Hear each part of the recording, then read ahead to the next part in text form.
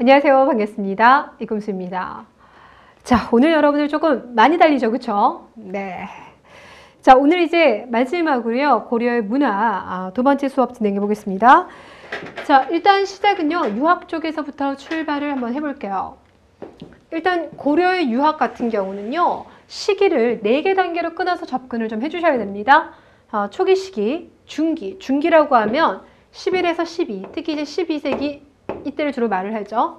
문벌 귀족의 시기와 무신 집권기 시기, 그리고 이제 원나라 간섭기에서부터 마지막 말기 시기를 묶어서 접근하셔도 괜찮습니다. 자, 일단 그 유학은요, 시대적 상황에 따라서 그 유학에 대한 접근적인 방식이라든지 학자들의 성향이 좀 달라지게 되는데, 아무래도 이제 건국 초기입니다. 그리고 거란과의 싸움에서 연속 3번에 걸쳐서 승리한 경험이 있죠. 그런 것들이 반영이 되어서 이 당시 유학 같은 경우 대단히 주체적이고 자주적인 모습을 보이게 되고요. 자, 그래서 최승로가 이 당시 이제 시무 28조를 건의했는데, 그 시무 28조 속에서도 고려라고 하는 나라의 틀을 어떻게 갖고갔으면 좋겠는지 유교 통치 이념을 적절하게 섞었다라는 건 여러분들이 이제 알고 계실 거예요. 자, 그러다가 이제 12세기 특히 문벌 귀족 안에도 대단히 좀 보수화된 시기가 되겠죠. 이 시기 때는 여러분들이 김부식의 입장을 통해서 이 당시 그 유학자들의 보수적인 면들을 엿볼 수가 있을 거예요. 그래서 김부식이 집필한 삼국사기 같은 경우도 철저하게 뭐 충이라든지 효라든지 유학적 개념에 따라서만 접근을 했고, 그러다 보니까 그 우리의 전통적인 사상과 관련된 분야라든지 아니면 불교 쪽, 아니면 이제 건국과 관련돼서는 또 여러 가지 신화들 많이 남아있죠. 그런 것이 좀 많이 배제되었다는 것을 특징으로 갖고 있습니다. 자, 무신집권기 때는 아무래도 이제 유학이 위축될 수는 있겠으나, 무신집권자, 특히 최후 같은 경우는요, 문신들을 등용하기 위해서 서방이라고 하는 조직을 만들었었습니다. 맞나요? 자, 그래서 이 서방을 중심으로 해서 몇몇의 문신들이 이제 활약을 했는데, 그 대표적인 인물이 바로 이규보예요. 이규보 같은 경우는요, 어렸을 때부터 정말 천재소리 들었대요. 한 2살 때부터 막 시를 지었던 엄청난 천재인데, 과거 시험 합격이 되게 늦었다고 합니다. 시험 운빨이 없었나 봐요. 그래서 계속 떨어지고 있다가 최씨 정권 들어서 최충원, 특히 최후한테 엄청난 사랑을 받게 됩니다. 그래서 이제 최후하면 이규보를 반드시 연결시켜 주시고요. 자, 말기에 가면 이제 성리학이 들어오게 되죠. 이 성리학이 들어왔던 첫 시점이 충렬왕이에요. 그럼 충렬왕 때 처음으로 성리학을 들어왔던 사람이 이제 안양인 거고, 그리고 난 다음에 충선왕이 원나라에서 워낙 오래 좀 머무르게 되죠. 자, 그러면서 이재현이 성리학을 더 이제 본격 받아들이게 되고, 그러면서 나중에 이제 이색도 나오게 되고, 그의 제자였던 정몽주라든지 정도전과 같은 신진 4대부가 육성이 됩니다. 자, 교육기관 들어가줄 텐데, 교육기관을 접근할 때는 초기랑 중기 이유를 나눠주셔야 돼요. 왜냐면 이제 초기 같은 경우는 국가가 주도하는 관학이 많이 발달했었죠. 그 관학이라고 하면 국자감입니다. 그래서 국가가 주도하는 관학 위주로 가다가 중기 때부터 시작하면 이제 민간에서 세웠던 학교들이 되게 인기를 많이 끌었어요. 그게 바로 사학 12도.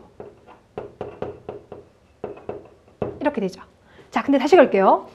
여러분이 국자감을 보실 때요, 몇 가지 유의하셔야 될 점이 있는데, 그 중에서 가장 핵심적인 특징이 뭐냐면, 국자감이라고 하면 유학만 교육했을 거다라고 생각해서는 안 된다라는 거. 무엇도 같이 교육했다. 기술학. 그래서 여기는 유학, 서학, 산학이라고 하는 게 있었습니다. 그래서 거기서 기술학을 가르치는 거야. 자, 그럼 이 기술학은 누가 배웁니까? 라고 볼 때, 유학 쪽을 배우는 건 이제 귀족의 자제들. 배우지만 기술학 같은 경우는요, 서민들도 배울 수 있습니다. 그래서 국자학은 유학뿐만 아니라 기술학도, 귀족뿐만 아니라 서민의 자제들도 같이 입학할 수 있었다. 반면에 향교 같은 경우는 유학만 가르쳐요. 그래서 이게 일단 가장 기본. 되셨어요? 여기다 하나만 더 간다면, 조선 최고의 대학이었던 성균관 같은 경우는요, 공자에 대한 제사를 지내죠. 대성전이라는 곳에서 공자에 대한 제사를 지내는데, 여긴 제사 기능은 없어요. 국자감은 제사 기능은 아니고 이제 학문 위주의 개념인 거예요. 되셨어요? 자, 그런데 이제 원래 이런 유학 교육의 결국 가장 목표점은 지금으로 말하면 행정고시 합격하는 거잖아요. 문과 합격을 해야 되는데, 이 국자감 출신의 합격률보다는 사학 12도에서 합격률이 훨씬 더 높습니다. 자, 참고로 말씀드리자면 이 사학 12도를 최초로 만들었던 사람이 누구입니까?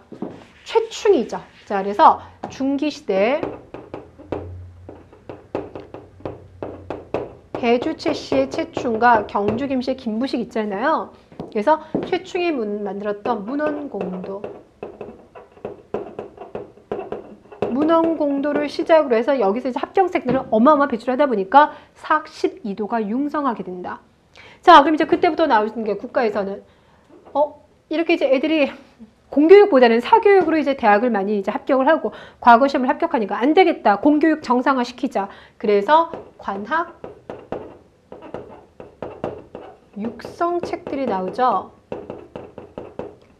자, 그 관학 육성책의 대표적인 게요. 일단 서적포라는 걸 만들어요. 책 찍어내는 거죠. 그 다음에 양형고. 장학기간입니다. 실제라고 하면요. 행정고시 쪽지게 특강 강좌 7개라고 생각하시면 됩니다. 이게 있고요. 서막전이 있어요. 자, 그런데 이제 어떻게 구분을 주셔야 되냐면 서적포 같은 경우는 숙종식이 딴 거죠. 양형고랑 칠제 같은 경우는 예종식이 되겠습니다. 서막전 같은 경우는 충렬항식이에요. 시기를 끊어주시는 것도 잊지 마셔야 돼요. 숙종식이, 예종식이, 예인의 중에서 예종식이, 서막전 같은 경우는 충렬항식일 때 양형고가 지금 돈이 바닥이 났거든요. 그래서 그걸 보충하기 위해서 만든 것이 서막전이 됩니다. 되셨어요? 자, 그럼 이제 출발 한번 해볼게요. 자, 447번부터 가겠습니다. 447번에서 고려시대 교육기관 옳지 아니하는 것은 1번 교육기관 설립을 통한 유학교육의 궁극적인 목적은 관리 양성이다. 그렇죠? 단순한 지식, 지식을 쌓는다라든지 인격 수양이 아니라 관리 양성 맞고 2번 관악은 중앙의 국자감과 지방의 향교를 구성되어서 양자 모두 유학부와 기술학부로 이원화되어 있다 그랬는데 향교에서는 뭐만 가르친다? 유학만 가르칩니다. 그래서 1번이 답이죠. 조심하세요, 이거. 2번에서 자, 중기에는 최충이 세웠던 문헌공도 이제 구제학당이라고 하죠. 왜냐면 거기에 9개 전문 강좌가 있어서 자, 문헌공도 등 이른바 사학 12도가 관악을 더 능가할 정도로 그러니까 사학이 더 융성하였다 맞고 예종 때는 양형고와 칠제를 설립하였다. 맞죠?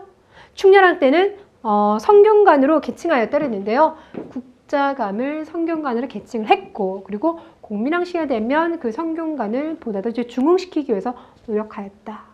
이렇게 보시면 돼요. 자, 448번 맞는 것은 그랬는데 1번 최충이 세운 구제학당은 사학의 효시가 되었다. 그렇죠. 그러니까 공교육보다는 이제 사교육 쪽에 효시가 되는 것이 구제학당 맞고요. 답이 그래서 1번인 거고요. 2번에서 최승로라고 하면 이제 성종식인 거죠. 3번에서는 양형고를 설치했다라고 하면 이거는 예종식이. 4번에서는 서적포를 두었다라고 했으니까 숙종식이. 그 다음에 5번에서 이제 경사육학의 제도를 만들었다라고 하는데요. 이게 뭐냐면 지금 양형고와 이제 칠제를 만들었던 시기는 예종시기인 거죠. 근데 이 7개 특별 강좌 중에는요. 문과와 관련된 게 하나 있어요. 근데 알다시피 고려에서는 문과가 거의 시행이 안 됐습니다. 그러다 보니까 이 그 문과와 관련된 부분이 크게 필요가 없죠. 그래서 이걸 빼버리는 거예요. 그래서 나중에 인종, 예인의 중에서 인종시게 되면 거기서 문과 쪽을 빼가지고요. 육제 쪽으로 가는 거예요. 이게 바로 경사육학입니다. 되셨어요?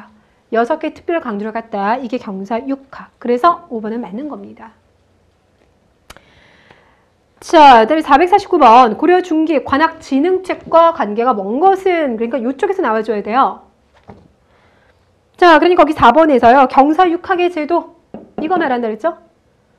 예종시기 때 만들었던 칠제에서 문과 시험에 거의 치러지지 않다 보니까 문과계열 필요가 없더라. 그래서 그거 빼버리고 6개로 간 게 경사육학이니까 맞는 거고 그 다음에 칠제를 둔 건 예종시기 맞는 거고 양형고도 예종시기 때 두어서 특히 이거는 부족한 이제 그 경제적 기반을 제공하려고 하는 겁니다. 그러니까 장학금 주고 막 이러려고 하는 거예요. 답이 1번인데요. 3개의 등급으로 나눠서 지금 능력을 평가했다. 이게 바로 독서 3품가입니다. 독서 3품가. 상중하로 나누고 있죠. 그래서 답이 1번이고요. 지금 여러분들 450번도요. 또 관악지능책을 물어봤어요. 그럼 어차피 여기 안에서 나와요. 그럼 이제 옳지 아니하는 것은 이랬어요. 답이 1번이에요. 국자감에요. 유학부랑 기술학부를 뒀어요. 그래서 기술학부 같은 경우는 팔부미화의 관리와 서민의 자질들이 들어갈 수가 있는데 이거는 관악지능책과 상관없이 국자감이 처음 만들어질 때부터 있었던 겁니다. 답이 그래서 1번이고요. 또 2번 서적보, 3번 칠제, 4번 양형거 계속 반복되고 있죠. 요 안에서 뱅뱅 돌고 있습니다. 451번 기억에 대한 설명으로 옳은 것은 그랬는데요. 기억을 다시 짓고 이색을 블라블라 이렇게 얘기했어요. 그럼 이제 이색이라고 하면요. 정몽주와 정도전의 스승입니다. 그러니까 고려진 말 쪽에 들어가죠. 자, 그러니 이것을 다시 짓고 그 밑에 강의를 마치면 명륜당에서 라고 했으니까 성균관이구나. 국자감이 충렬왕 시기 때 성균관으로 바뀌었고 그 다음에 공민왕 시기 때 그걸 다시 부흥시키려고 노력하였더라. 바로 이거예요. 이색을 주목하셔야 되겠죠? 답이 그래서 1번입니다. 성략을 준응하기 위해서 공민왕 때 중용되었다라는 부분이에요. 다시 지었다.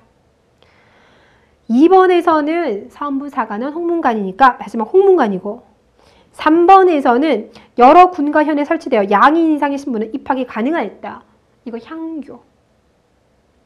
그 다음에 4번에서 칠제를 두어서 양형고를 두어서 라고 했으니까 그건 국자감이에요. 그러니까 국자감과 고려말의 성균관을 지금 나눠서 접근한 문제인 거죠. 자, 그래서 여러분들이 지금 4번 하신 분들은 아니 국자감이 어차피 나중에 성균관으로 바뀌는 거잖아요 라고 하시겠지만 여기서는 고려말 성균관에 더 포커스를 뒀습니다. 자, 452번에서는요. 고려 말에 들어왔던 이제 성리학에 대한 이야기를 하고 있어요. 자, 이 고려 말에 들어왔던 이 성리학은 조선시대 때 발달한 성리학과는 특히 이제 16세기 성리학과는 아주 다른 면이 있죠. 16세기 성리학 하면 주기론, 주리론 나오면서 대단히 형이상학적이죠. 그렇죠? 그런데 이때의 성리학 같은 경우는 불교가 가지고 있는 여러 가지 폐단을 비꼬는 측면에서 일상생활에서는 불교적인 게 아니라 유학적인 어떤 유교에서 말하는 행동 양식을 갖췄으면 좋겠다라는 걸 제시하고 싶었기 때문에 실천적인 성격이 되게 강합니다. 자, 그래서 유학에서도 특히나 가장 기본이 되는 소학이라든지 주자가 말했던 가래 있잖아요. 이런 거 지키는 쪽에 더 중점을 두었어요. 자, 그러니 거기서 4번에서 형이 상학적인 것이라는 부분이 틀린 거죠. 형이 상학적이다. 그럼 대단히 추상적이고 이러잖아요. 그게 아니죠. 자, 충렬왕, 안양, 충선왕, 이재현 맞나요? 그러니까 1번 맞고 2번 권문세족 불교 비판한 거 맞고 3번 현실 사회의 모순을 시정하기 위해서 개혁 사상으로 수용되었다. 특히 이제 불교를 비판하고 있는 거죠. 그 다음에 기본적으로 성리학이라는 것 자체가 인간의 심성, 우주의 원리 문제를 철학적으로 탐구하는 것이다. 유학 안에서도요, 분류가 되게 여러 분류가 있다고 했잖아요. 이 성리학 같은 경우는 유학에서 보시면 이제 크게 보면 두 번째예요. 크게 보면 두 번째. 그래서 이제 신유학이다 이렇게 말해줍니다. 자, 453번. 안양의 글이다. 이미 안양이라는 걸 통해서 고려 말에 성리학이 처음 유입될 당시의 이야기구나라는 걸 알 수가 있을 거예요. 자, 그래서 여름 박스 밑에서 맨 밑으로 보시면 저 불교는 부모를 버리고 출가하여 인륜을 무시하고 의리에 역행하니 일종의 오랑캐물이다. 그러니까 유교에서 강조하고 있는 이 효라고 하는 개념을 불교에 봤더니 불교에서는 출가하는 바람에 지금 속세에 있는 부모를 모시고 있지 않지 않나요? 거기를 지금 비판하고 있는 겁니다. 자, 1번 공민학의 개혁을 추진한 시기에 진출한 개혁 세력의 학문적 기반이었다. 신진 4대부들 같은 경우는 공민학 시기 때 개혁 진출했던 거죠. 비록 실패했지만. 자, 2번 사장 중심의 유학으로 인간의 심성과 우주의 원리 문제를 철학적으로 탐구하였다. 자, 기본적으로 성리학 자체가 인간의 심성과 우주의 원리 문제를 철학적으로 탐구한 건 맞는데 사장 중심이라는 표현이 틀렸어요. 사장에서 이 사자가 뭡니까, 여러분들? 글, 이걸 말하는 했죠. 이건 이제 조선에서 15세기 때 나타납니다. 훈구파들이요. 철학적인, 그러니까 성리학적 철학을 기반으로 한 데다가 자신의 생각을 글로 참 많이 풀었었어요. 이거예요. 근데 지금 여기서 말하는 거는 그것이 아니라 성리학에서 말하는 기본적인 이런 것들을 받아들여서 실천적인 걸 바탕으로 해서 권문세족이 가지고 있던 불법성을 비판하고자 하는 것이었기 때문에 그러니까 막 글을 서술하고 풀어 쓰는, 그러니까 시를 짓고 한문학을 근간으로 해서 시를 읊어대고 글을 쓰는 쪽에 포커스를 둔 건 아니죠. 그렇죠? 그래서 틀렸습니다. 답은 2번입니다. 사장 중심의 유학이라는 표현이 틀렸어요. 이거는 15세기로 가야 됩니다. 3번. 자, 이 이념을 수용한 사람들은 일상생활과 관련되어 있는 실천적 기능을 강조하였다. 맞는 거죠. 4번. 소학과 주자간의 중시한 거 맞고. 5번. 역사근 정통의식과 대의명분을 강조하였다. 근데 대의명분은 성리학에서 빼놓을 수 없는 부분이기도 하죠. 그래서 이재현이 이런 성리학적 역사관을 반영해서 썼던 역사책의 이름이 그렇죠. 사략이 됩니다. 자, 454번 가와 나에 대한 설명으로 옳지 않은 것은 그랬는데요. 가는 내세간에 입각한 이념이다. 그랬으니까 내세간은 죽어서 천당 간다. 죽어서 극락정토에 갈 것이다. 그러니까 불교고요. 나는 현세. 살아서 효도하고 살아서 충성하고 살아서 신의를 지키고 유교.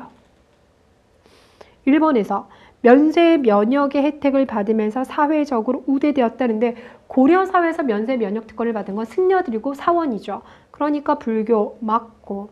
2번 최승로 시무 28조는 유교와 관련됐으니까 나 맞고. 3번에서 성력 전례와 함께 더욱 격화되었다라고 했는데 최승로가 시무 28조를 얘기할 때만 하더라도요. 이 유학을 바탕으로 해서 국가를 그냥 운영하자라는 정도인데 만약 이제 성리학이 들어오기 시작하면서는 운영 정도가 아니라 아예 일상생활의 원리까지 불교를 몰아내고 장악하려고 하는 거죠. 자, 그러니까 유학이 불교에 도전을 한 거 맞고. 유불의 일치설은 성리학 바다는 근간된 것도 맞고. 5번에서는 송으로부터가 틀린 거죠. 여러분들 일단 기본적으로 성리학이 들어온 건 충렬왕과 충선왕 때 어디로부터 들어왔다? 원나라로부터 들어옵니다. 성리학이라는 게 중국 송나라에서 만들어진 건 맞아요. 송나라 주자, 주희라는 사람이 만들었거든요. 하지만 송나라가 아니라 원나라를 통해서 들어왔습니다. 그리고 그 당시 때는 관념적이고 형이상학적인 것이 아니라 실천적인 것 강조했었고요.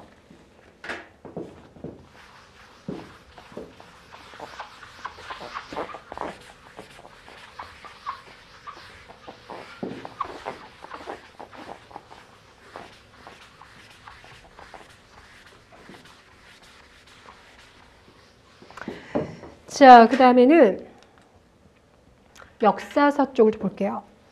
여러분 역사서 문제만 하더라도요. 455번을 출발해서요. 469번까지니까 문제 개수가 결국 적은 게 아니죠. 그렇죠? 자, 꽤 많은 문제 개수들을 가지고 있는데 꼼꼼하게 조금 보실 필요가 있어요. 왜냐하면 역사서와 관련된 문제는 아주 뻔하거나 아주 깐깐하거나 중간이 없어요. 지금까지 나온 문제들을 보면. 네.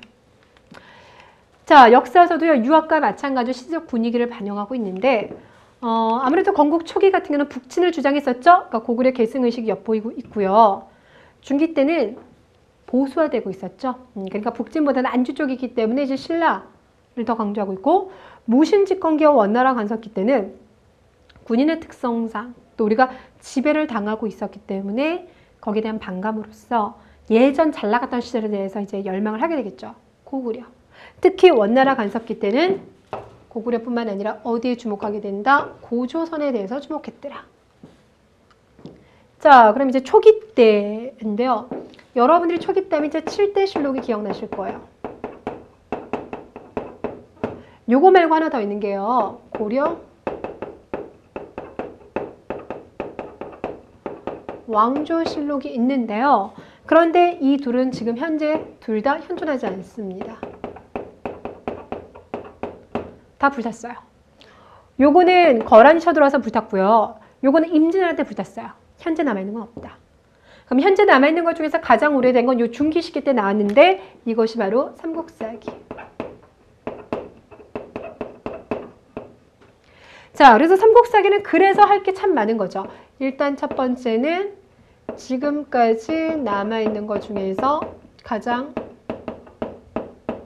오래됐고 담고 있는 내용을 보면 고구려에 대한 내용을 확 줄여버리고 신라 쪽에 더 훨씬 더 비중을 좀 이제 많이 두고 있죠. 요것도 있고. 집필했던 방식을 보니까 본기, 뭐 세가, 열전, 지 이런 식으로 하는데 우리가 이런 방식을 기전체 방식이라고 얘기를 하죠. 자, 그리고 이걸 이제 집필했던 사람은 김부식. 김부식은 이제 유학자이다 보니까 불교 관련된 내용도 많이 뺐고요. 기이한 일들, 신기로운 일들도 많이 뺐습니다. 그래서 철저하게 유교죠. 합리주의에 근거해서 바탕을 두어서 집필하였다. 일단 이런 거 얘기해 줄 수 있겠죠. 자, 무신집권기 하면은 생각하게 일단 이규부 생각해야 되겠죠. 이규부가 쓴 것 중에 동명왕편이라고 있죠. 참고로 동명왕이 누굽니까? 주몽입니다. 예, 동명왕. 주몽은 추모왕, 뭐 동명왕 여러 개로 불리고 있어요. 그 다음에 이제 각훈이 썼던 해동고승전. 신라시대 30여 명의 승려에 대해서 썼는데 그런데 이제 문제를 풀어보시면 알겠지만 그 30여 명의 승려가 교정 중심일 것이냐 선종의 승려일 것인가를 물어보거든요. 여러분 무신집권기 때는 어느 종파가 더 강성했었냐면 선종 쪽이 더 강성했었죠. 그럼 해동고승전은 선종 승려들이냐? 아니요. 교종 승려들이에요. 왜 그러냐? 각훈의 입장에서는 너무 이제 선종이 부각되다 보니까 교종의 입지가 약화되잖아요. 그래서 우리 교종에서 되게 좋은 승려 많거든 이러면 쓴 겁니다. 자, 그다음에 이제 원나라 간섭기 때는 일연에 삼국유사가 나오죠. 자, 그래서 우리가 이제 삼국유사와 삼국사기는 워낙 이제 뭐 비교를 많이 하는 건 알고 계실 거예요. 실제로 지금까지 기출문제에서도 계속 비교하고 있으니까요. 다시 한번 짚어보는데 이쪽에 이제 유교적 합리주의를 내세웠다라면 여기 같은 경우는 기이한 이야기도 많이 담고 있다. 그 기이한 이야기 시작이 일단 단군신화 아니겠습니까? 그래서 단군신화를 최초로 수록했던 책 하면 삼국유사 꼭 나올 거고요. 자, 그래서 기이한 이야기. 단군신화를 포함해서 많이 수록하고 있고 이런 스님이기 때문에 불교사와 관련된 내용들도 담고 있더라. 이런 거 짚어주시고요. 자, 그 다음에 제왕운기. 이승유의 제왕운기. 이것도 마찬가지로 고조선 이야기 담고 있습니다. 말기 때 나왔던 건 이재현이 썼던 사략. 오케이. 9급 시험에서는 이것만 아시면 문제 풀 수 있어요.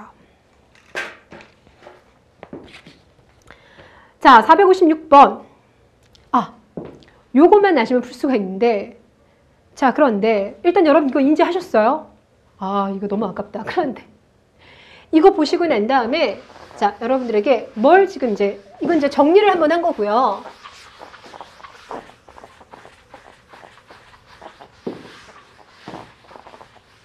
그 다음에 이제 여러분들에게 함께 보여드릴 건 뭐냐면 그 중에서도 삼국사기랑 삼국유사랑요, 동명왕편 같은 경우는 서문을 좀 보실 필요가 있습니다.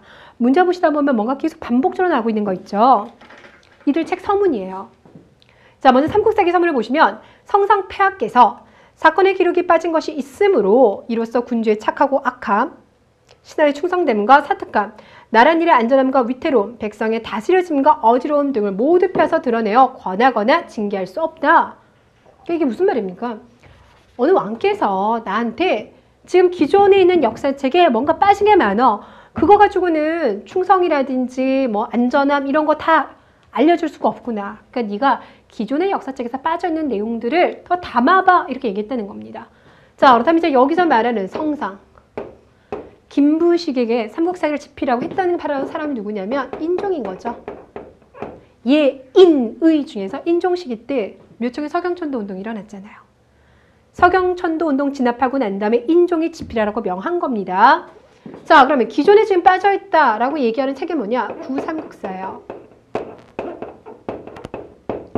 고려 초기 때 집필되었던 구삼국사에 빠져있는 내용들이 많으니까 김부시가 네가 그러면 추가를 넣어놔 이런 거예요. 자, 그래서 여러분들이 보실 때는요. 군주의 착하고 악함, 신하의 충성됨 이런 단어들, 그러니까 충효를 강조하는 유학을 생각하시면 됩니다. 그러므로 마땅히 재능과 학문과 식견을 겸비한 인재를 찾아 권위는 역사서를 완성하여 만대의 전하에 빛내기를 해와 별처럼 하고자 한다라고 하였습니다. 이렇게 있죠. 됐어요. 자, 요걸 보시면 이제 김부식의 삼국사기를 떠올려 주시고요.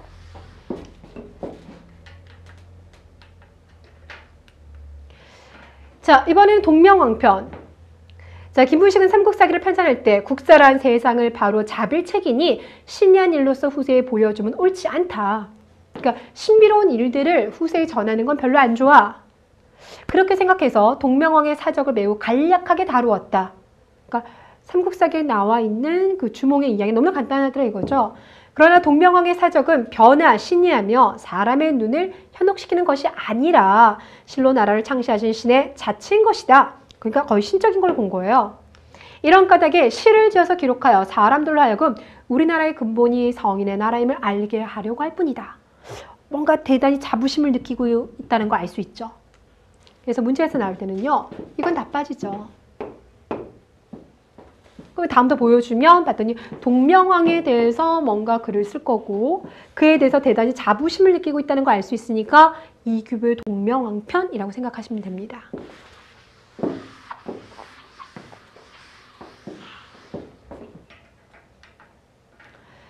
자, 그리고 이제 삼국유사 여기 되게 많이 인용되고 있는데요.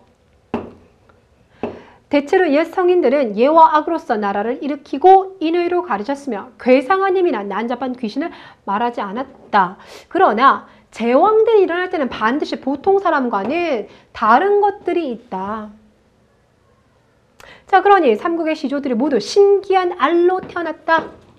이것이 어찌 괴이하겠는가? 괴이한 게 아니다. 왕들은 그냥 평범한 우리와는 다르다. 이것이 신이로서 다른 편보다 먼저 놓은 까닭이다. 이렇게 얘기했어요. 그래서 삼국유사에 보면 이제 그 신이, 그러니까 신비로운 그런 이야기를 담고 있는 내용들, 그러니까 기편에 들어가 있거든요. 그래서 왕들의 이러한 일반인들이 생각하기 어려운 이야기들, 대표적인 게 단군신화가 되겠죠. 이런 것들을 수록하고 있습니다. 그러니까 이걸 보고 이제 문제를 찾아가시면 돼요. 자, 그러면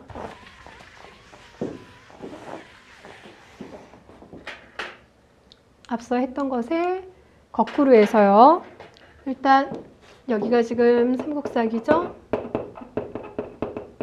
삼국유사는 원나라 간섭기, 동명왕편과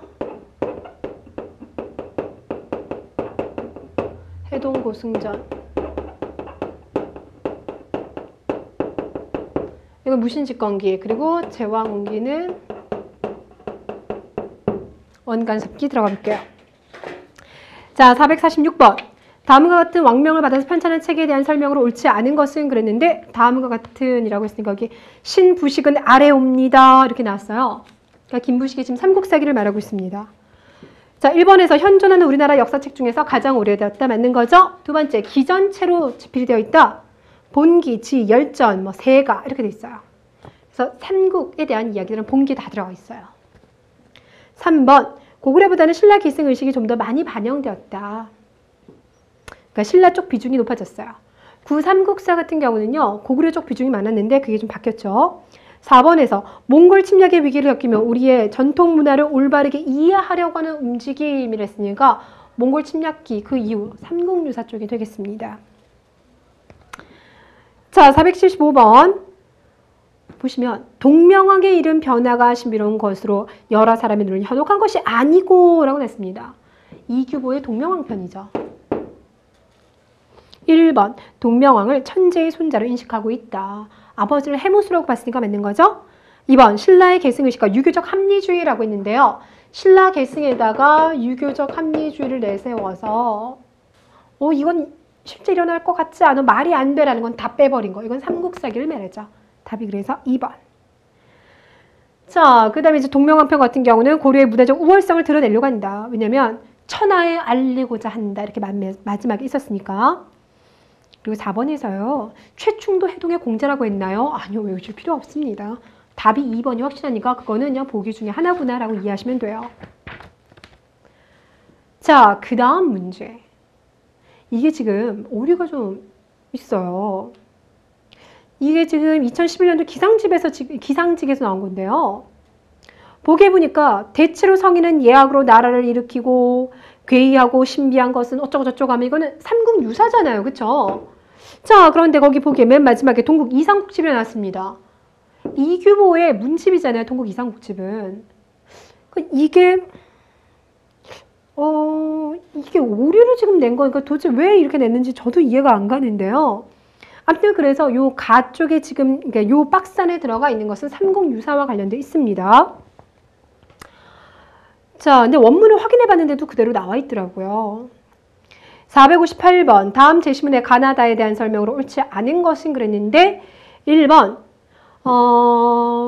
가와 같은 역사인식이 반영된 것은 삼국사기이다. 그렇죠? 삼국사기 같은 경우는 괴이하고 신비한 건 다 빼버렸어요. 합리적이지 않은 건 뺐죠. 2번 하지만 왕이 일어날 때 신비로운 일도 많이 있어요. 동명왕이나 박격화에서 죄다 아레스 나왔죠. 3번 다와 같은 인식은 귀족 문화의 최전성인 문종 때에 나타났다라고 했는데 삼국의 그 시조에 괴이하고 신비롭고 신이한 일들 있잖아요. 거기에 대해서 말해보고자 하는 것은 원나라 간섭기 때 나왔습니다. 이거 충렬왕 때거든요. 자, 그러니까 거기 문종 때라고 했으면요. 지금 삼국사기 같은 경우는 인종이니까 그 살짝 위쪽이 되겠죠. 해당하지 아니합니다. 그래서 3번이고요. 자, 459번 같은 경우는 2013년도에 똑같은 질문을 한 번 더 나왔어요. 다음과 같은 역사인식에 따라서 편찬된 역사서에 대해서 그랬으니까 이거죠. 여러분들이요. 이 글을 읽고요. 동국 이상국집이다 그랬으면 동국 이상국집이면 이규보잖아. 이규보면 무신집권기. 그렇다면 답은 무신집권기랑 관련된 거 찾아볼까? 이러면서 3번을 해줬을 수도 있어요. 그죠? 고구려 계승의식을 반영하고 고구려의 전통을 노래했다 이쪽이 될 수도 있어요. 근데 여기서는 그게 아니라 그 안에 있는 글들을 보셔야 되는 거죠.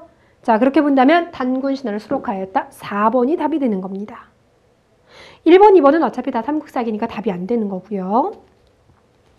그 다음에 460번은 여러분이 다 푸신 거죠. 461번 보겠습니다.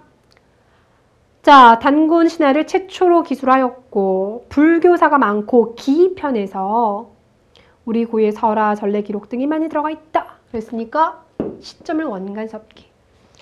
그래서요, 실제로요, 이 삼국유사 문제를 풀 때 보면 제가 고등 내신 같은 데서는 이제 문제들이 주로 이 안에서 각각의 특징들을 좀 비교하는 게 많이 나왔는데 반면에 여기 같은 경우는 물론 각각의 서술 특징이라든 내용도 물어보긴 하지만 삼국유사 원간섭비 이걸 연결시키는 게 상대적으로 조금 더 많이 나온 것 같아요. 자, 그래서 461번에서 1번 몽골의 침략을 받아 원나라에 간섭을 받고 있었다. 이게 되는 거고 조심하실 건 2번에서 무신정권 수립되어서 라고 하면 얘네 두 개 말하는 거예요. 다르죠. 그러니까 여기는 시계를 끊어서 들어가야 돼요. 자, 그 다음에 462번 공통점을 했는데요. 고려시대 때 서술되지 않았던 것 중에 이유가 뭐냐면 삼국사 저료, 해동역사, 이건 조선시대입니다. 그 삼국사 저료는 그 안에서도 조선 전기인 거고 해동역사는 조선 후기죠. 일단 조선시대가 틀렸고요. 기전체라고 했는데요. 삼국사 저료가 들어가면 편년체죠. 그러니까 이거 일단 아니에요. 그럼 이제 고조선은 다 들어갔습니다. 답은 그래서 3번이고. 자, 우리가 이제 기전체를 계속 얘기하는데 기전체에 영향을 준 건 사마천의 사기. 편년체에 영향을 주는 거는 이제 자치통감입니다. 자치통감. 자, 그래서 서술 방식의 기원을 모두 자치통감에 두고 있다 그러면 편년체이기 때문에 편년체인데 해동역사 같은 경우는 기전체예요. 그래서 틀려요. 요 기전체다 편년체다 요거는요. 나중에 어디에서 한번 더 다룰까요? 역사서가 많이 나오는 조선 전기때 다시 한번 다룰 테니까 일단 여기서는 가장 기본적인 기전체가 삼국사기에서 일단 시작되었다. 요거 하나만 확실하게 잡고 가시기 바랍니다. 자, 그 다음에는 463번. 자, 이 문제를 여러분들이 푸시려면요. 그 글 속에 나와 있는 박유, 도대체 그게 무슨 내용이고 어느 시대인지 이미 알고 가셔야 돼요.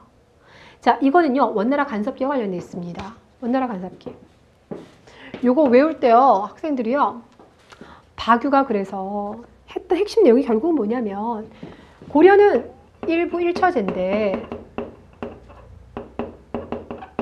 이거 하지 말고 일부 다처로 가자. 박유가 주장한 게 이거예요. 그럼 이 사람이 여자를 너무 좋아해서요? 그 사람이 얘기했던 건 여자가 너무 좋아서는 아닌 거고 우리가 몽골한테요. 공녀를 보내잖아요. 이것 때문에 조혼도 막 풍습이 이루어져서 10살밖에 안 되는 어린아이들이 결혼하고 이런 문제가 발생했거든요. 자, 그러니까 일부 다처제를 해가지고 우리나라 여자를 보호하자 막 이런 얘기를 한 겁니다. 원나라 간섭기와 관련돼 있어요. 되셨어요. 고려의 여자들이 너무나 많이 유출되고 있는 현상과 관련되어서 그럼 남자들이 부인을 열어두면 결혼한 여자들은 공녀로 안 끌려가니까 되지 않을까요? 라고 한 얘기인 건데 여기에 대해서 여자들이 이제 연등의 날 아니 지금 일부 다처제를 주장한 놈이 박유 저놈이던가 하면서 손가락질 해주죠. 손가락질 할 때 요즘 이제 그 영어식 표현으로 되게 참 심각한 비속어 있잖아요. 그래서 박유의 이름을 거기다 빗대는 사람들도 있더라고요. 어찌됐거나 이걸 가지고 이제 원나라 간섭기를 캐치하셔야 됩니다. 원나라 간섭기. 그러니까 답은 2번. 1연. 삼국유사가 또 나와요. 그러니까 은근히 이게 지금 시점과 관련된 내용이 되게 많이 나오죠. 내용에 가지고는 의의도 물론 나오지만 시점 문제가 나오고요. 자, 464번은요. 이건 2014년 올해 나온 문제인데 되게 좀 꼬질꼬질하게 나왔어요. 자, 삼국사기 삼국유사 1번 보겠습니다. 1215년 삼국시대 이래의 고승의 전기를 모아서 편찬하였다 그랬어요. 뭐 1251년을 외울 필요는 없고 1215년을 외울 필요는 없고 삼국시대 이래의 승려들 이거 해동 고승전이죠. 그래서 틀렸어요. 이번에서요. 우리 역사를 시로 엮은 거래요. 시로 엮었다 그러면 이거 제왕운기입니다. 예. 이건 이승의 제왕운기인데요. 이 운이라는 게 구름문자가 아니라요. 소리, 노래, 음운 이런 걸 말합니다. 그러니까 역사시예요. 역사시. 자, 그래서 역사시이긴 한데 아무튼 그래서 역사시를 이승유가요. 어디서 읊었냐면 거기 나와 있는 대로 두타산에 들어가서 집필을 했다고 합니다. 삼국유사가 아니에요. 자, 그 다음에 3번에서 삼국사기는 최고의 오래된 역사서이고 정삼했죠. 그리고 구삼국사를 참고해서 편찬했다. 그래서 답이 3번이고요. 4번에서 삼국사기는 신라 계승의식이 더 강했습니다. 틀렸네요. 466번 다음 서적들에 대한 설명으로 옳지 않은 것은 1번. 자, 이 문제 진짜 꼼꼼하게 보셔야 돼요. 1번 해동 고승전은 삼국시대 이래 고려시대까지 승려 30여 명의 계통을 밝힌 것이다. 해동 고승전 승려들의 이야기 맞는 것 같죠? 넘어가시고요. 두 번째 이규보의 동명왕평은 고구려 건국자인 주몽 동명왕에 대해서 칭송한 거 맞죠? 3번 제왕운기에서는 삼국유사와 더불어서 단군에 대해서 얘기했죠. 4번 동국통감 우리나라 역사 최초의 통사이죠. 서거정이 조선 성종 때 기억나십니까? 오케이. 고조선부터 고려 말까지 역사를 편년체로 서술하였다. 답이요. 1번이요. 왜냐면은요. 해동 고승전은요. 삼국시대 고승들에서 섰어요. 고려시대 승려까지는 담고 있지 않습니다. 되게 참 난감한 문제이죠. 그 문제를 지금 언젠가 제가 말씀드린 것 같은데 지금 나오는 20개의 문제들은요. 보통 그중에서 답들이 뻔히 보이는 문제들이 주류를 이루고 있고 그리고 일부 문제 같은 경우는 이렇게 막 꽈서 나오는 경우가 있습니다. 그러니까 정확하게 공부하는 습관 좀 들여주세요. 자, 그 다음에 뒤로 한번 가시면 468번 볼까요? 삼국시대 역사 편찬 옳지 아니하는 것은 그랬는데 삼국사기, 기전체, 유교적 합리주의 맞죠? 2번 제왕운기, 구삼국사 기본 중국 중심 극복하고자 아니죠. 답이 그래서 2번이에요. 이건 이제 삼국사기에 대한 이야기인 거고요. 자, 그 다음에 이제 471번부터 문제 좀 다시 볼게요. 470번 문제부터 들어가 봅시다. 자, 470번, 471번, 23, 72번, 73번은 다 과학 쪽인데 여러분들 이 470번 문제는요. 거기 1번에 보니까 화통도감 나왔죠. 화통도감은 어느 왕 때? 우왕 때. 공민왕 아닙니다. 우왕 때 설립한 거. 목화제배도 고려 말에 들어온 거 맞죠? 자, 12법이 발달함에 따라서 1년 1작 할 수 있는 토지가 계속 늘어나고 있는 것도 고려 말 맞죠? 4번에서 농상집에 맞죠? 5번에서요. 향약집성방이 아니라 향약구급방입니다. 향약집성방이 아니라 향약구급방. 집성방은 세종대왕 때입니다. 아직 남아있어요. 그래서 향약구급방. 책 이름들이 연도가 좀 많이 헷갈리죠. 자, 그럼 이제 471번. 어느 관청 그랬어요? 자, 여러분들 우리 관측한다 그럼 이제 서운관을 생각해 주시면 돼요. 서운관. 이게 나중에 이제 조선시대로 가면 이제 관상감으로 바뀌게 될 텐데 서운관. 자, 그럼 여기랑 관련 없는 거 그랬어요. 답은 1번이죠. 잔문이 거울은요. 청동기 시대 때 거춘문이 거울이나 잔문이 거울은 이제 족장의 권위 쪽과 관련돼 있었고 잔문이 거울은 그 중에서 우리가 청동기 제품을 스스로 만들어내는 것과 관련돼 있죠. 2번은 선덕여왕 때 만들어진 첨성대인 거고요. 3번은요. 고려시대 때 첨성대 있었다고 말씀드렸죠. 그 고려시대 첨성대의 터입니다. 4번은요. 혼천의예요. 혼천의. 휴대용 혼천의입니다. 되셨어요? 그래서 답이 1번이고요. 472번 문제도요. 이 과학 쪽은 좀 이렇게 자잘자잘하게 나온 문제들이 좀 많이 있는데 1번에서 자 달력이 여러 개가 나오는데요. 여러분들은 그 중에서 달력을요. 크게는 4개만 보시면 돼요. 그 시작이 바로 뭐냐면 고려 말 때 충선왕 시기 때 우리가 원나라 달력 받아들이죠. 이게 바로 수시력입니다. 그거 일단 기억해 두세요. 원나라의 수시력을 받아들였고 그러다가 또 마지막에 가면 명나라의 대통령이 또 들어올 거예요. 됐죠? 그러다가 세종대왕 시기 때가 가면 칠정산, 내편과 외편이 나오죠. 자, 그리고는 청나라로부터 시, 헌령 이거 들어갈 거예요. 요거 되게 많이 막 헷갈리잖아요. 그쵸? 근데 요 4개만 아시면 돼요. 자, 그래서 보시면 1번에서 충선왕 때 원의 수시력을 받아들였다. 맞는 겁니다. 두 번째, 인지의와 규형을 시작해서 토지 측량했다. 이렇게 얘기하는데 이거는 세조 때요. 세조 때. 답이 그래서 2번입니다. 고려에서는 없었고요. 자, 3번에서 최무선이요. 이거 화약제조법 20년 동안 중국인한테 매달려서 배우려고 했었다고 얘기했었죠. 4번에서 태의감을 외우실 필요는 없는데요. 참고로 조선시대 때는 보건복지부가 전의감입니다. 조선에서는 전의감. 그러니까 태의감 남았다 그러면 이제 고려겠구나. 이렇게 볼 수도 있고 무엇보다 조선시대 때요. 각종 측량기구들 보통 세종 때 많이 나오지만 토지 측량과 관련돼서는 세조다. 기억해 두세요. 자, 473번은 문제가 진짜 지엽적인데요. 1번 농상집요 맞습니까? 근데 다 좋았는데요. 강희맹인데 강희맹은요. 금양잡록이라고 하는 책을 썼죠. 자, 그래서 농상집요하면 고려 말 때 들어온 거고 조선 초에 들어가면 농사직서를 우리가 직접 편찬해서 또 그리고 그때 나오는 게 금양잡록까지 나와져요. 일단 조선 전기에서는 여기까지 끊어줍니다. 그래서 일단 금양잡록을 집필한 강희맹이 고려 말 때 전혀 상관없죠? 2번에서는요. 혼일강리 역대 국도지도 있죠. 이 혼일강리 역대 국도지도는 이거 같은 경우는 이제 중국을 통해서 받아들인 세계 지도에다가 우리나라랑 일본을 갖다 붙인 거예요. 자, 그러니 거기서 우리가 직접 제작한 세계 지도 전혀 상관없습니다. 자, 그 다음에 또 하나 3번에서는요. 거기 사마자 향약방이라고 나는데 그거 주목하지 않아도요. 향약구급방 언제 거라고요? 고려 말 거라고요. 그것만 봐도 조선 초기 이렇게 했으니까 틀린 거죠. 4번에서 정천익. 자, 이게 4번인데 이건 여러분들이 참 실수할 수 있어요. 네. 이 정천익이라는 사람이 누구냐면요. 문익점의 장인어른이에요.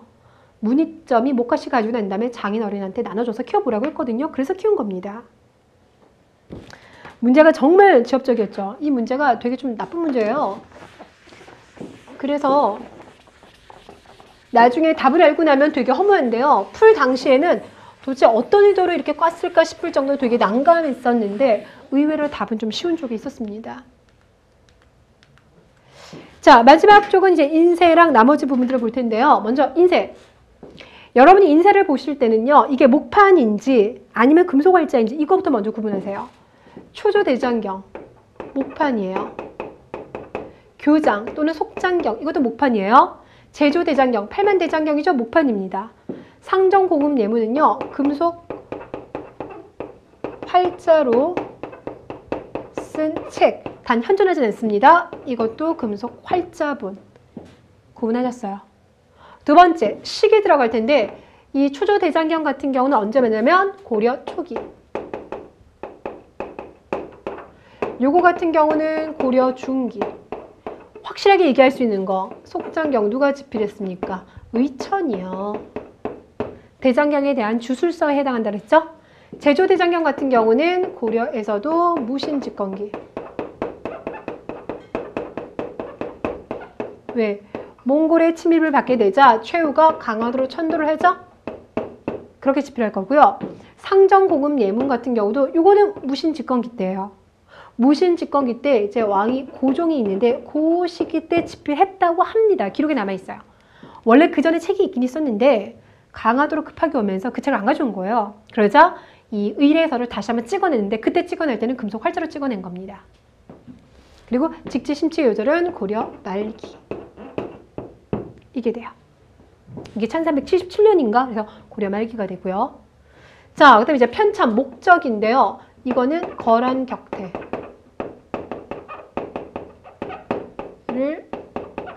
기원하는 거고, 이 교장 같은 경우는 의천이 돌아와서 초조대장경을 이제 보완하려고 하는 그런 목적에서 만든 거고, 제조대장경 같은 경우는 몽골을 격퇴하기 위해서 만든 거고.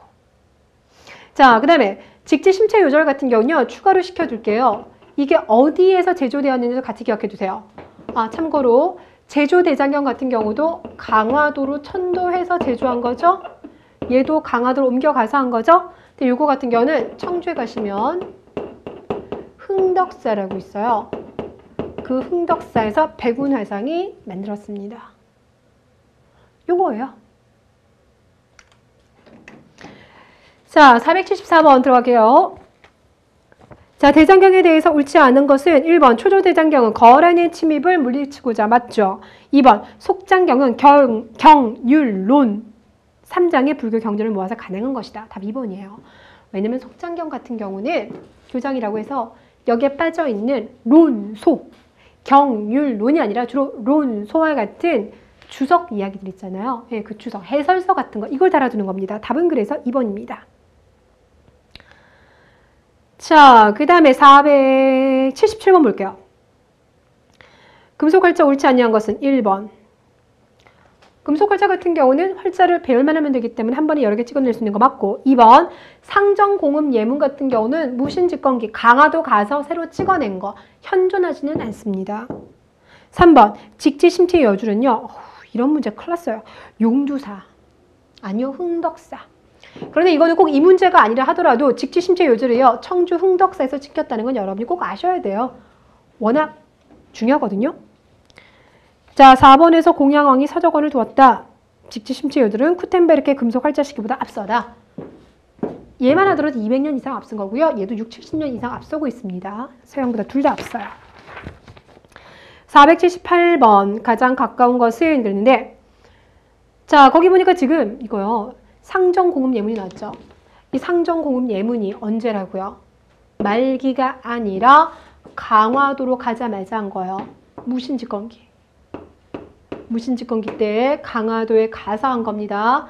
피난 가는 과정 속에서 기존에 있었던 상정공업 예문을 못 챙겨오자 새로 찍어낸 거예요. 자, 그래서 1번에서 균여, 귀법서 나왔죠. 이거 고려 광종, 초기 때입니다. 2번에서 삼별초, 그러니까 대몽황전 맞죠? 그래서 2번이 답이에요. 3번에서는 사리먼을 설치해서 개혁정치 충선왕, 원나라 간섭기. 4번에서는 화통도감 설치해서 우왕이죠. 그래서 역사서도 그렇고요. 지금 이것도 보면 우리가 생각할 때는 뭐 왜라든지 누가를 좀 주목할 것 같은데 물론 그 부분도 중요하지만 어디서 언제라는 부분에 대해서도 공무원 시험에서 많이 또 주목을 하고 있습니다. 자, 그래서 479번에서 순서 배열을 해봤더니 상정공업 예문 같은 경우는 무신직권기 때 넣어주면 되겠죠. 그래서 고려 역사 건국에서부터 5단계로니까 무신직권기면 하나, 둘, 세 번째. 오케이. 기억 넣어주고요. 니은에서 일현의 삼국유사는 원나라 간섭기였죠. 김부식의 삼국사기는 문벌 귀족기 때였으니까 들어가고, 의천 같은 경우도 리을이 되는데 문제는 뭐를 먼저 할 것이냐. 의천은 숙종의 동생이고 김부식은 인종의 명을 받아서, 그래서 문종, 숙종, 예인의 이렇게 출발하죠. 자, 그러니까 이렇게 해서 올라가야 되겠네요. 리을, 디귿, 기역, 니은. 답은 그래서 1번 되겠습니다. 그러니까 언제 시점들을 다 좀 기억 좀 시켜주세요. 자, 480번 문제는 도자기 문제인데, 가가 상감정자죠. 나가 분청사기죠. 이 문제 팁을 하나 드리자면요. 확실하게 틀린 것보다 빼시면 돼요. 객관식 문제가 원하는 테크닉으로 푸시면 되는데, 1번. 자, 가에 사용된 나전수법은 원나라 건섭기 이후 태조되었다. 나전수법이 뭔지도 모르겠죠. 제끼고. 2번. 민간에까지 널리 사용됐고 다채로운 안료를 사용했다는데, 다채롭다라고 하면요. 저기 청아백자 있죠. 조선 후기 때 나왔던 파랑색 막 들어가는 청아백자. 그런 거 좀 생각해 주시면 더 좋겠죠. 색감으로 봤을 때는 틀렸고. 3번에서 고려의 독창적 상관기법의 개발의 성과였다고 그랬는데, 지금 상관기법 나와주려면 가쪽만 들어가야 되겠죠. 상감청자에서만. 분청사기랑은 상관없고. 4번에서 순백의 고상함을 느껴. 그러면 이거는 그냥 백자가 나와야 되는데 그냥 백자는 안 보입니다. 그래서 답이 1번이에요. 이 문제가요. 다 말이 안 되고 남아있는 게 하나니까 어쩔 수 없이 1번 했는데, 이 나전수법이라는 게 상감기법의 또 다른 표현입니다. 예, 답이 그래서 1번이에요. 좋은 문제는 아니었어요. 자, 그 다음에 481번. 자, 조선 후기에는 분청사기가 유행했다는데 분청사기는 고려 말 조선 초입니다. 그래서 뭐 청자, 그 중에서도 상감청자 나오고, 그리고 고려 말 조선 초기 때 분청사기 나오고, 그리고 이제 16세기 때 가장 확실할 때 이제 백자 나와주고 조선 후기로 가면 청아백자라고 합니다. 청자, 상감청자, 분청사기, 백자, 청아백자 이렇게 들어가죠. 자, 거기도 2번에 봤더니 상정공음 예문은 강화도 비전 시절에 썼다. 이거 맞죠? 3번에서요. 무덤은요. 통일 전에 비해서 통일 후 가면 점점점 작아질 겁니다. 그러면서 또 불교가 강해지면서 화장도 같이 나와요. 자, 4번에서 벽돌이 나오면 보통 우리가 이제 중국의 영향을 받았다 많이 떠올리시면 돼요. 뭐 벽돌 무덤부터 시작해서. 자, 그런데 거기서 그 발의 벽돌에 또 문양이 새겨져 있어요. 연꽃 무늬가 새겨져 있는데 그 연꽃 무늬가요. 이렇게 지금 떨어져 있어요. 이런 식으로요. 또 가운데 보면 떨어져 있는 게 이게 고구려 스타일이라고 합니다. 그걸 보자라면 고구려의 모습을 엿볼 수 있다가 맞습니다. 자, 시간이 조금 길어집니다. 4개 문제 남았네요. 482번 고려 전기 문화 옳은 거 그랬어요. 자, 여기서 포인트 이제 전기가 되겠는데요. 1번 부석사의 무량수전이라고 했는데, 부석사 무량수전은 현존하고 남아있는 것 중에 지금 가장 오래된 것 중에 하나이죠. 그리고 고려 후기입니다. 일단 그거 자체가 틀렸어요. 그리고 다포식도 아니고 주심포. 2번에서요. 여러분이 보셨던 이제 승탑이라고 한다라면 저기 뭐죠? 지광극사 현모탑이 하나 있고요. 그리고 고달사지 승탑이 하나 있어요. 근데 고달사지 승탑 같은 경우는 팔각 원당형에다가 막 용문양이 있었고요. 지광극사 현모탑 같은 경우는 사각형 모양이었죠. 종 모양 없었죠. 3번에서는 상감청자를 만드는 거는요. 저기 강진부안. 전라도 쪽 가주세요. 그래서 요 신안 앞바다 이야기 들어보셨는지 모르겠는데, 요 신안 앞바다 강진부안 요쪽에서 청자를 만들어서 여기다 이렇게 배 띄워가지고 개경 가져가야 되잖아요. 근데 여기서 종종 이제 배들이 침몰합니다. 그래서 여기 있는 배들을 이제 발굴을 해내면 거기 청자가 많이 나오죠. 4번에서 논산 관적사 석조미륵 보살 입상과 같은 거대한 불상, 거대하거나 아니면 철로 만들어졌거나 이런 불상들이 만들어졌죠. 답이 그래서 4번. 그리고 송설체가 나왔는데요. 송설체는 후기 때입니다. 예, 구양순체가 들어가야지 맞아요. 자, 483번 이곳은 어딘 것 같습니까? 개성인 것 같죠. 일단 거기서 길제가 나오는데요. 길제라고 하면 고려에서 관직을 포기하고, 그러니까 고려가 조선을 건국하는 세왕조 개창을 하는 데에 대해서 거부를 하고 고향에 내려와서 인재를 육성하는 사람이잖아요. 그렇죠? 500년 도읍지 필마로 돌아드니 산천을 유관대 인거는 간대없다. 태평연월이 꿈이련가 하노라. 그러니까 산천은 그대로 있지만 사람과 건물 다 어디로 갔니? 이렇게 얘기하고 있어요. 그리고 원천석의 글을 보면 만월대도라고 나와 있죠. 만월대. 그러니까 고려 궁궐 터입니다. 여기는 만월대. 터만 좀 남아있는데요. 그럼 이제 개경. 지금은 개성인데 개성과 상관없는 거 그랬어요. 유교회담은요. 판문점에서 기본 열렸어요. 근데 개성에서도 열렸어요. 모른다 하더라도 일단 납두시면 송상하면 개성의 송상인 거죠. 3번에서 개성공단인 거고요. 4번에서 단군은 평양에 있습니다. 평양 단군릉. 그래서 답이 4번입니다. 자, 484번에서 거기 네모안의 글을 보시면 변발과 호복은 선왕의 제도가 아니오니 원컨대 전하는 본받지 마소서. 변발하지 마소서라고 했으니까 반원자주개혁을 했던 공민왕과 관련돼 있습니다. 그래서 답이 1번이에요. 성균관을 순수 유교 교육기관으로 개편하면서 중흥시켰다. 됐죠. 그러니까 거기 2번에서 최충의 문헌공도 했으니까 이제 문종시기 때가 될 것이고 상감청자가 유행했던 건 문벌귀족기와 무신집권기 초반이에요. 4번에서는 이건 민화, 조선 후기 민화 말하고요. 5번에서는 상정고금 예문은 어디 가서 다시 만들었다고요? 강화도 피난 가서 다시 만든 겁니다. 자, 485번에서 먼저 가를 보시면 강진만덕사가 나와요. 강진만덕사에서 신안결사 운동을 펼쳤던 사람은 요새고요. 요새는 천태종 쪽. 조계종 아니죠. 아마 여러분들 지금 가를 쓰신 분들 되게 많이 있을 거라고 생각을 해요. 2번에서 나를 보시면 강진 부안 쪽은 그쵸? 여기 신안 앞바다에 침몰되어 있는 청자 실현하는 배들 많다 그랬죠. 강진 부안 쪽에서는 청자를 만들었고요. 여주 이천 쪽 있죠. 이쪽에서는 백자를 많이 만들어요. 그 답이 2번이 됩니다. 안동 봉정사. 아까 우리 그림으로 봤었던 주심포 양식이죠. 청주 흥덕사에서 직접 심체 요절 찍어냈어요.